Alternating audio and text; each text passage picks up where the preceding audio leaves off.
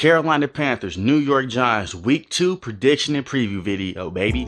You know what we're about to do. It's our first Sports Talk, the home of sports talk. It's subscribe, but if you're new, also hit the like button. The Carolina Panthers and New York Giants find themselves on opposite sides of the column right now.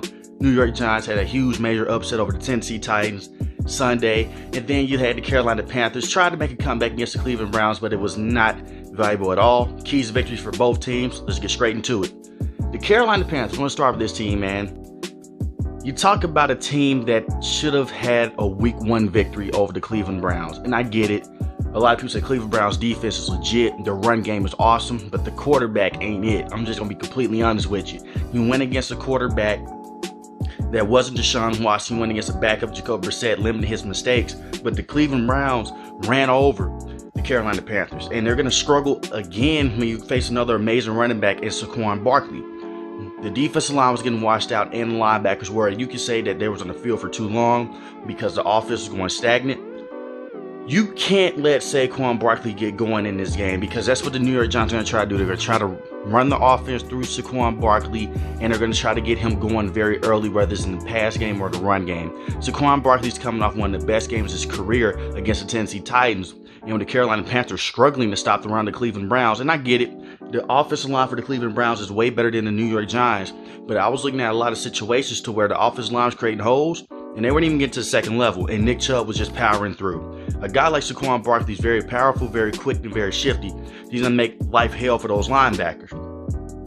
They allowed 217 rushing yards against the Cleveland Browns. So imagine what could happen against Saquon Barkley when he's coming off a hell of a game that he just came off of against Tennessee Titans. Obviously, for the Carolina Panthers, you want to try to stop the run as much as possible and make Daniel Jones beat you. Daniel Jones managed the game very well against the Tennessee Titans. He did throw a bad interception, and Brian Daboll was all over him on the sideline. So you want to get those corners going early for the Carolina Panthers. You want them to blanket receivers as Kadarius Toney, Kenny Golladay, and Sterling Shepard. So you want to get guys like C.J. Henderson, J.C. Horn, and all those guys going in that secondary and let Jeremy Chinn and Xavier Woods go to work. Xavier Woods is coming off an amazing game against the Cleveland Browns, and he was one of the defenders that made a lot of noise in that game.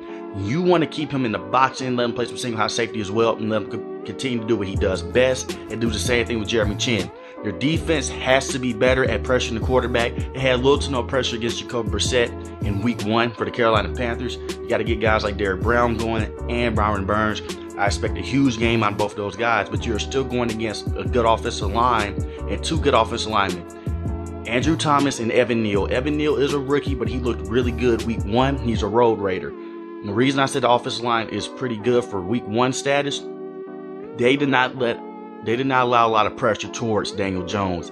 And when they did, it was too late. That's when he got the ball out of his hand. So you're going to be going against a quick system type of get the ball out of your hand, run the football, and watch those speedy receivers such as Sterling Shepard going down the field, and also be on the lookout for Kadarius Toney in the backfield. Offensive side for the Carolina Panthers, Baker Mayfield has to do better. Besides the first 3 quarters in the game, this team was anemic. They couldn't do anything the first 3 quarters against the Cleveland Browns, and I get it. Their front 7 was hectic. It was all over the place. But you're going against a guy in Kayvon Thibodeaux that should be able to play in Week 2 against the Carolina Panthers. If they struggle to protect Baker Mayfield early and the offense comes out flat, you could be in trouble. Do not play with this New York Giants team because they are playing with their heart in their sleeves right now. A lot of people counting them out in the offseason. They got something to prove. Baker Mayfield has to attack this secondary as much as possible with them losing James Bradberry. Obviously, they still have some good defenders on this New York Giants team, but Baker Mayfield has to be better. Try to run the football more. Only 10 carries for Christian McCaffrey for 33 yards. It's not going to cut it. Want to see some more creativity from Ben McAdoo and Matt Rule on this front. Also as well, target DJ Moore.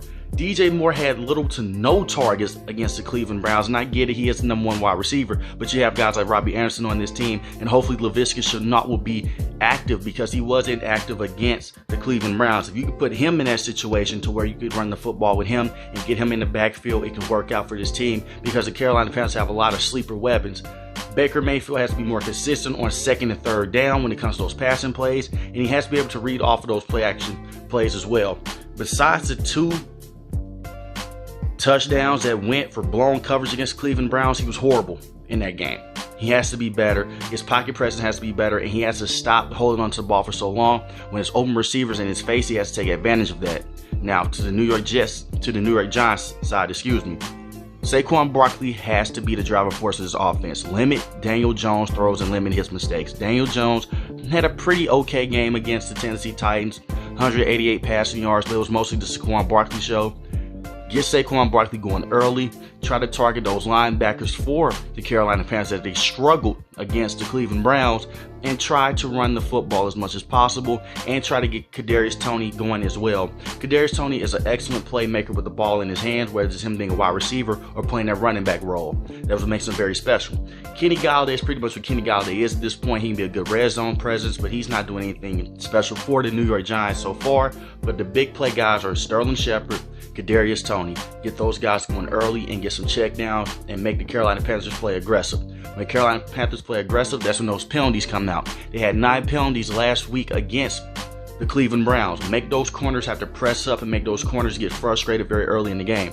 If you can do that, you can work into some situations to where it's a 3rd and 10, and next thing you know, it's a guaranteed first down. You can be on the 20, just like the Cleveland Browns were late in the 3rd quarter against the Carolina Panthers.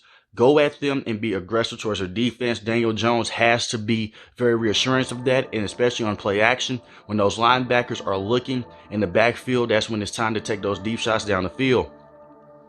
Ultimately, I do believe the Carolina Panthers will win this game. It's going to be a closer game than a lot of people think. I think it's going to be a very ugly defensive game. I'm taking the Carolina Panthers to win this game 17-14. I think their offense will still struggle, but I think their defense will show up this week. I think they'll try to stop the run of Saquon Barkley, and they'll try to get a lot of pressure up front with Byron Burns and Derrick Brown.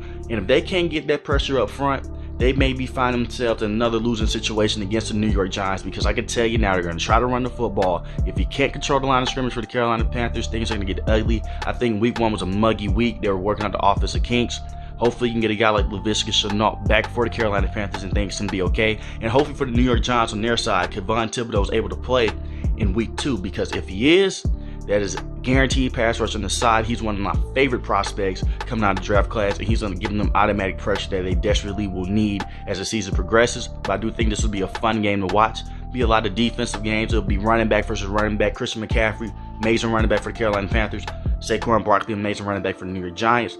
So let me know who you have in the comment section below. If you're new to the channel, hit the subscribe button. If you like the video, hit the like button. Most importantly, when each and every last one, you guys stay safe, stay positive. Thanks for watching my video, guys. Peace.